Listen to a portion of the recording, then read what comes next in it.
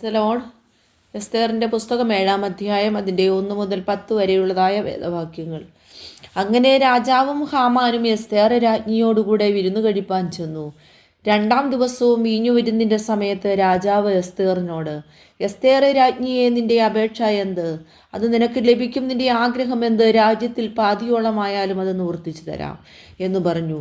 അതിന് എസ്തേർ രാജ്ഞി, രാജാവേ, എന്നോട് കൃപയുണ്ടെങ്കിൽ, രാജാവിന് തിരുവുള്ളമുണ്ടെങ്കിൽ എൻ്റെ അപേക്ഷ കേട്ട് എൻ്റെ ജീവനെയും എൻ്റെ ആഗ്രഹമോർത്ത് എൻ്റെ ജനത്തെയും എനിക്ക് നൽകണമേ.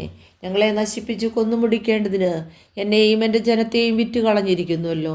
എന്നാൽ ഞങ്ങളെ ദാസീദാസന്മാരായി വിറ്റിരുന്നു എങ്കിൽ എനിക്ക് രാജാവിൻ്റെ നഷ്ടത്തിന് തക്ക പ്രതിശാന്തി കൊടുപ്പാൻ കഴിവില്ലെന്ന് വരികിലും ഞാൻ മിണ്ടാതെ ഇരിക്കുമായിരുന്നു എന്ന് ഉത്തരം പറഞ്ഞു. അഹശ്വേരോശ് രാജാവ് എസ്തേർ രാജ്ഞിയോട്, അവൻ ആരിങ്ങനെ ചെയ്യുവാൻ തുനിഞ്ഞവൻ എവിടെയെന്ന് ചോദിച്ചു.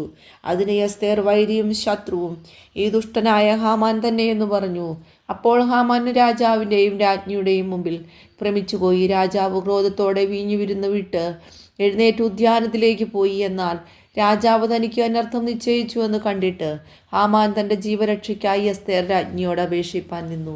രാജാവ് ഉദ്യാനത്തിൽ നിന്ന് വീണ്ടും വീഞ്ഞു വിരുന്നുശാലയിലേക്ക് വന്നപ്പോൾ എസ്തേർ ഇരിക്കുന്ന മേത്തമേൽ ഹാമാൻ വീണു കിടന്നിരുന്നു. അന്നേരം രാജാവ്, ഇവൻ എൻ്റെ മുമ്പാകെ അരമനയിൽ വെച്ച് രാജ്ഞിയെ ബലാത്കാരം ചെയ്യുമോ എന്ന് പറഞ്ഞു.